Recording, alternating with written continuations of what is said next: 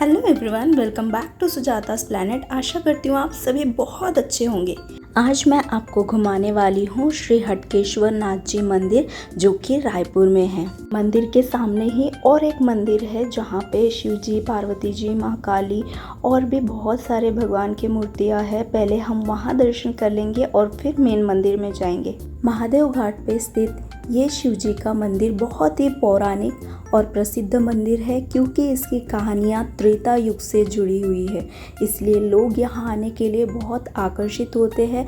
पूरे भारत भर से यहाँ लोग दर्शन करने के लिए आते हैं। हटकेश्वर महादेव नागर ब्राह्मणों के संरक्षक देवता माने जाते हैं, इसीलिए जहाँ पे भी नागर जाति होती है वहाँ पे श्री हटकेश्वर नाथ जी का मंदिर होता ही है।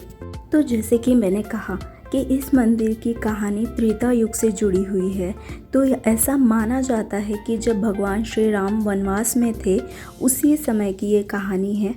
वनवास के दौरान जब वे छत्तीसगढ़ के इस इलाके से गुजर रहे थे, तब इस शिवलिंग की स्थापना लक्ष्मण जी के हाथों हुई थी। तो चलो आपको बताती हूँ शिवलिंग स्थापना की प्यारी सी कहानी। ऐसा माना जाता है कि हनुमान जी ने अपने कंधों पर शिव जी को लाए थे यहाँ स्थापना करने के लिए। शिव जी को लाकर ही वो तुरंत निकल गए ब्राह्मण देवताओं को आमंत्रित करने पूजा के लिए, ताकि वो शिव जी को स्थापित कर पाए। लेकिन हनुमान जी और ब्राह्मण देवताओं को आने में देर होने लगी। तब लक्ष्मण जी क्रोधित हो गए, क्योंकि शिव जी को स्थापित करने का जो समय था वो निकला जा रहा था। फिर क्या, क्रोधित लक्ष्मण जी ने जो स्थापन करने का समय बीता जा रहा था उसका विचार करते हुए जहाँ स्थापना करनी थी शिव जी की, वहाँ ना करते हुए खारून नदी के तट पे शिव जी को स्थापित कर दिया, क्योंकि समय निकला जा रहा था। और इस तरह शिव जी की स्थापना खारून नदी के तट पे हो गई और यहाँ पे महादेव जी का बहुत बड़ा मंदिर बन गया। गर्भगृह में स्थापित शिवलिंग के पास ही राम जी, माँ सीता, लक्ष्मण जी और बराह देव की प्रतिमा स्थापित है। महाशिवरात्रि पर यहाँ पे बहुत भीड़ रहती है। मंदिर में एंटर करते हुए ही राइट हैंड पे बहुत सारे शॉप मिल जाएंगे, जहाँ पे फूल प्रसाद, माला और भी बहुत कुछ मिलता है। लेफ्ट हैंड में श्री राधा कृष्ण का मंदिर है और कलेश्वर नाथ मंदिर भी है।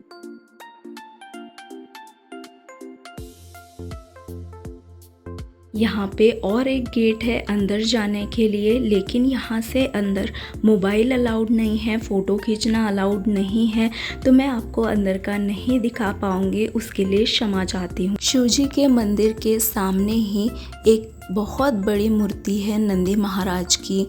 बहुत सारे त्रिशूल लगे हुए हैं और यहाँ पे शिव जी के अलावा भी बहुत सारे देवी देवताओं के मंदिर उपस्थित है। मंदिर में दर्शन करने के बाद हम लोग आ गए थे पीछे की साइड, जहाँ पे खारून नदी का तट है और लक्ष्मण झूला है। यहाँ घुमाने से पहले मैं आपको मंदिर का पीछे का साइड दिखा देती हूँ।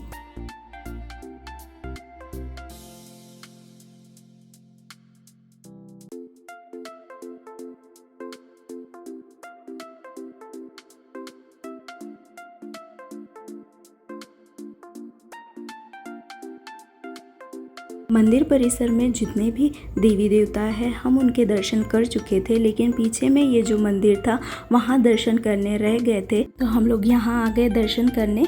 आप भी दर्शन कर लो। मंदिर का टाइमिंग है सुबह 6 बजे से लेके रात को 10 बजे तक के।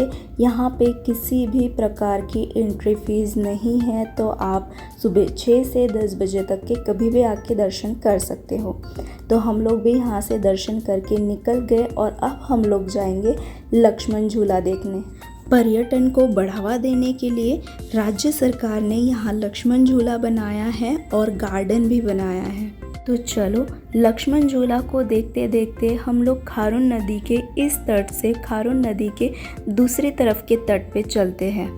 ये लक्ष्मण झूला का निर्माण शुरू हुआ था 2017 में और 2019 में ये कंप्लीट हो चुका था। लोग यहाँ 2019 से आना जाना शुरू कर चुके हैं। इस झूले की कुल लंबाई 130 मीटर है। लक्ष्मण झूला ट्यूसडे को बंद रहता है, बाकी सभी दिन ओपन रहता है।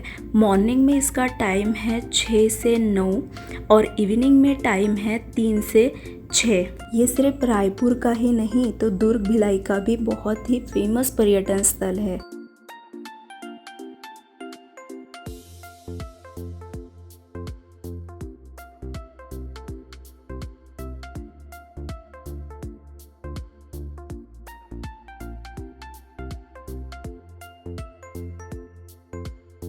इस झूले की सुंदरता तो बहुत ज़्यादा है ही, लेकिन इस पर से खारून नदी की सुंदरता तो देखने लायक बनती है। हॉलीडेज़ पे यहाँ बहुत ज़्यादा भीड़ होती है क्योंकि हॉलीडेज़ को लक्ष्मण झूला तो बंद नहीं रहता है, तो लक्ष्मण झूला और उसी के सामने जो गार्डन है वो घूमने लोग बड़ी तादाद में आते हैं। लक्ष्मण झूले के ऊपर से महादेव घाट और मंदिर, इनकी सुंदरता और भी ज़्यादा दिख रही थी और उसमें मौसम चार चांद लगा रहा था।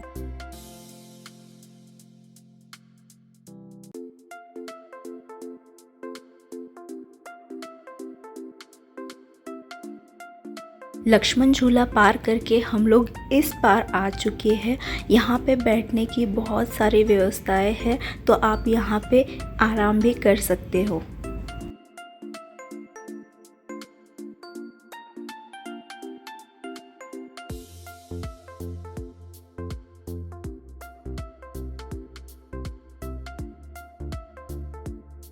तो यहाँ पे घूमते घूमते मैंने देखा दीवार के उस साइड है शिव जी की बहुत बड़ी एक मूर्ति, लेकिन उस साइड जाने के लिए यहाँ से रास्ता नहीं था, इसलिए हम लोग वहाँ नहीं जा पाए। मैं यहीं से आपको भगवान जी के दर्शन करवा रही हूँ। फिर हम लोग गए गार्डन में घूमने के लिए। गार्डन भी बहुत ही सुंदर और आकर्षित है। ये गार्डन भी बहुत बड़ा है और बच्चों के खेलने के लिए भी यहाँ पे बहुत सारी जगहें हैं। इसका भी टाइमिंग सेम है, सुबह 6 से 9 और इवनिंग में 3 से 6। अगर आप रायपुर में एक दिन के लिए घूमने आ रहे हो तो हटकेश्वर महादेव मंदिर, लक्ष्मण झूला और ये गार्डन घूमने ज़रूर आना। ये मेन रायपुर से 6 किलोमीटर दूर है और महादेव घाट से 12 किलोमीटर दूर ही राम मंदिर है और 16 किलोमीटर दूर एनर्जी पार्क है। तो आप एक दिन में बहुत अच्छे से यहाँ घूम सकते हो। हम लोग पूरा गार्डन नहीं घूम पाए, थोड़े ही देर हम लोग घूमे क्योंकि ये बंद होने का टाइम भी हो रहा था और हम लोग थक भी चुके थे और हमें लक्ष्मण झूला फिर से क्रॉस करके उस साइड जाना था, इसलिए हम लोग पूरा गार्डन नहीं घूमे। गार्डन और लक्ष्मण झूला घूमकर हम लोग फिर से आ गए थे महादेव घाट पर। यहाँ पे बहुत सारी खाने पीने की चीज़ें भी मिलती है। आपको अगर कुछ खाना हो तो आप यहाँ पे खा सकते हो। खारून नदी रायपुर की जीवन रेखा मानी जाती है क्योंकि शहर को पीने का पानी इसी नदी से मिलता है। नदी के घाट पर जो सीढ़ियाँ है वो मंदिर के प्रवेश द्वार तक के बनाई गई है। महादेव का मंदिर यहाँ पे होने के कारण से खारून नदी के इस तट को महादेव घाट भी कहा जाता है। यहाँ पर बोटिंग भी होती है और देखिए बोट को कितना प्यारा सजाया है, लाइट से, फूलों से एकदम चमचम कर रही है। बोटिंग का प्राइस है 50 रुपीज़ पर पर्सन। वो एक राउंड करवाते हैं इस तट से उस तट पे और आपको घाट की इम्पोर्टेंस भी एक्सप्लेन करते हैं। मंदिर का ये पीछे का एंट्री गेट है, इस पे साफ साफ लिखा हुआ है कृपया मर्यादित एवं शालीन वस्त्रों में ही मंदिर में प्रवेश करें। घाट पे थोड़ी देर बैठने के बाद हम लोग बाहर आ चुके थे। आशा करती हूँ आपको आज का वीडियो पसंद आया है। अगर पसंद आया हो तो लाइक शेयर सब्सक्राइब ज़रूर करना। मिलती हूँ अगले वीडियो में, तब तक के लिए अपना ध्यान रखिए, खुश रहिए। हर हर महादेव।